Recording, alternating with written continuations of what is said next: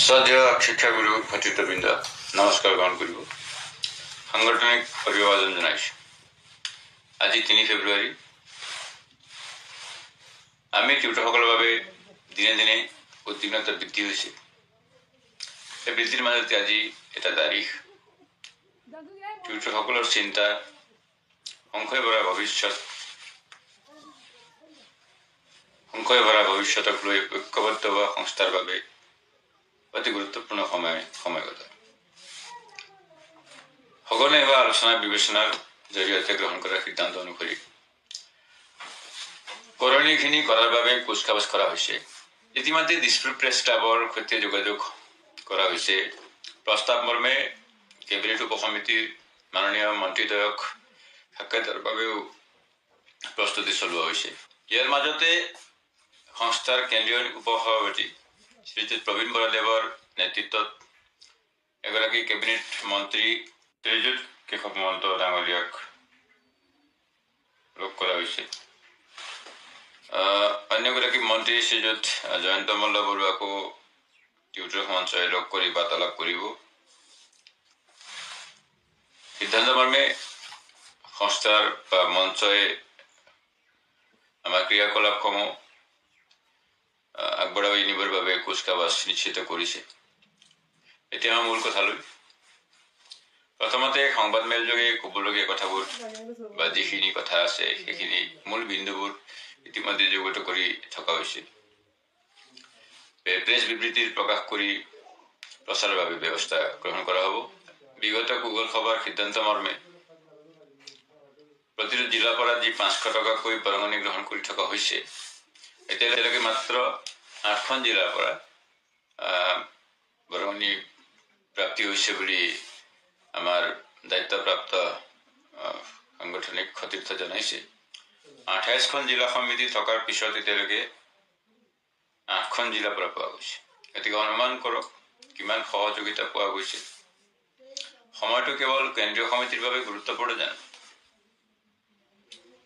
গতিকে কেন্দ্ৰীয় সমিতিয়ে কোনটো সাহসত আগুৱাব সেই অনুমানটো আপোনালোকে সকলোৱে অনুগ্ৰহ কৰি নিজে উপলব্ধি কৰিব বুলি আমি আশা ৰাখিলোঁ। 4 ফেব্ৰুৱাৰীৰ ভিতৰত আন্দোলনৰ বাবে নিজ নিজ জিলাৰ পৰা কেইগৰাকী টিউটৰে যোগদান কৰিব তাৰ নিশ্চিত তথ্য প্ৰেৰণ কৰিবলৈকো নিৰ্দেশ দিয়া হৈছিল। এই পৰ্যন্ত সঁহাৰি পোৱা নাই। গতিকে আন্দোলন ঘোষণা কৰিলেই নহ'ব। জন আৰু ধন এই দুয়োটা অবিহনে কোনো পথেই আগুৱাব পৰা নাযায়। ঘোষণা কৰিব অসুবিধা। এই কথাখিনি আমি যিখিনি কথা আপডেটেড হৈ আছো সেইখিনি কথা আপোনালোকক এই মাধ্যমেদি জনাইছো। আৰু এটা প্ৰসংগৰ কথা নকৈ নোৱাৰিলো। কথাটো হ'ল গ্ৰুপত নানান কথাৰে কেন্দ্ৰীয় সমিতিক একাংশই কটু বাক্যবান নিক্ষেপ কৰি আহিছে। আমাৰ দৃষ্টিগোচৰ হয়, কেতিয়াবা পঢ়িবলৈকে সময় পাওঁ হাঁহি উঠে। সেইসকল শিক্ষকলৈ কওঁ অন্ততঃ বানানবোৰ শুদ্ধ কৰি লিখিব। এগৰাকী শিক্ষকৰ চৰিত্ৰ থাকক বা নাথাকক অন্ততঃ জ্ঞান থকা উচিত। চৰকাৰে টিউটৰ সজাইছে, শিক্ষকসকলৰ উন্নতিকৰণ কৰাৰ বাবে আপুনি লিখিছে বা যিসকলে লিখিছে একাংশই লিখিছে, 2-এজন হয়তো আমাৰ মাজত পোৱা যায়। শব্দ আৰু ভাষাৰ মৰ্যাদা দুৰুৎসাত কৰি টিউটৰ হোৱাৰ যোগ্যতাত সন্দেহ হয় লিখনিবোৰ পঢ়ি। পুতল জন্মে অন্য কথা সদ্যহতে ক'ব নিবিচাৰো। কিন্তু গ্ৰুপত লিখিলে বাহিৰৰ মানুহে গম নাপায় বুলি ভবা অনুচিত। চৰকাৰ বা প্ৰশাসনিক প্ৰয়োজনবোধে যিকোনো সময়ত পঢ়িব পৰা এখতিয়াৰ থাকে, যেনেকৈ গ্ৰুপ হওক। গতিকে অগণতান্ত্ৰিক অমৰ্যাদিত শব্দ বা ভাষা ব্যৱহাৰ নকৰিব। এজন বা দুজনৰ বাবে গোটেই টিউটৰ জাতিটোকে কলুষিত নকৰিব। যদি নিজে নিয়ন্ত্ৰিত থাকিব নোৱাৰে, নিজেই বাহিৰত থাকক। আমাক বাহিৰ কৰি দিবলৈ বাধ্য অনুগ্ৰহ কৰি নকৰিব। শেষত পুনৰ কওঁ, দিছপুৰ প্ৰেছ ক্লাবত 5 ফেব্ৰুৱাৰী তাৰিখে সংবাদ মেল হোৱা নিশ্চিত। সদৌ অসম সন্মিলিত টিউটৰ মঞ্চই জনোৱা আহ্বান যোগে সংবাদ মেলত 3টা সংস্থাৰ নেতৃবৃন্দই অংশগ্ৰহণ কৰিব।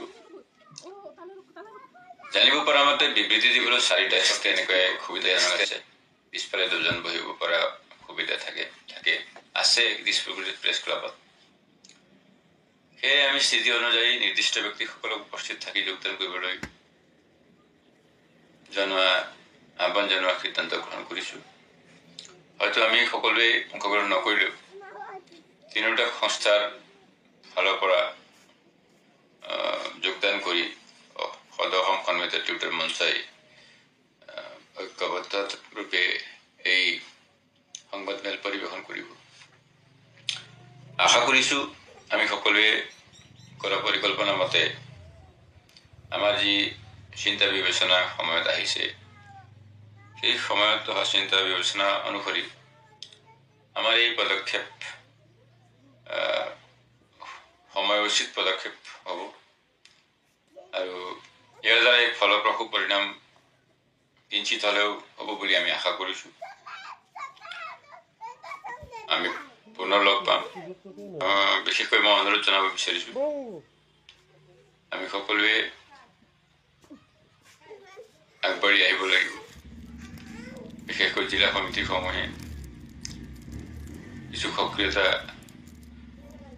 প্ৰদৰ্শন কৰিব লাগিব যিখিনি সিদ্ধান্ত গ্ৰহণ কৰা হৈছে সেই সিদ্ধান্ত অনুসৰি সহযোগিতা কৰিবৰ বাবে অহাকালি 4 তাৰিখ এটা দিনটো আছে 4 ফেব্ৰুৱাৰী আবেলি অন্ততঃ 4টা বজালৈকে সকলো জিলাৰ পৰা সহযোগিতা আৰু সঁহাৰি আমি আশা কৰিছোঁ আপোনালোকৰ সঁহাৰি আৰু সহযোগিতা অনুসৰি আমি আগবাঢ়িবৰ কাৰণে সাহস পাম